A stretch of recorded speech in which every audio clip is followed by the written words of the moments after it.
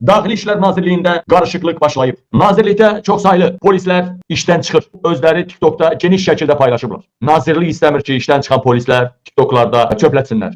Çünki hamı nə fikirləşir, yaxşı olsa qalardılar polisdə, bu bir. İkincisi də bilirlər ki, İlham Əliyev gedən kimi polisləri məhv edəcəklər. Hələ xalqı döyən polisləri məhv edəcəklər və bunlardan pis şeylər tələb olunacaq, xalqı əzmək tələb olunacaq, sonra da pis vəziyyətdə qalacaqlar, indidən başlarını götürüb qaçırlar. Polislərin çoxu polis sahəsi gözdən düşməsi və polis forması artıq təhqir olunmuş geyim kimi gördüyü üçün bunu özünə qəbullanmır, işdən çıxır. Cəmaət polis görəndə nə görür? Anasının əmcəyini kəsən görür.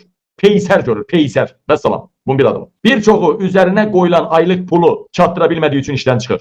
Bir qismi haqsızlıqla üzləşdiyi üçün işdən çıxır. Bir qismi ağıllıdır, gələcəyi düşünüb işdən çıxır. Bir qismi hazırda nazirlikdə çox böyük qarışıqlıqdır, ona görə işdən çıxır. Hazırda kadrlar idarəsinə 5000-ə yaxın polis işdən çıxma ərizəsi yazıb. Bunların yarıya qədər hissəsi zabit və ali zabit rütbələrindədir, generala qədər. Lakin onların müraciətinə baxılması gecikdirilir.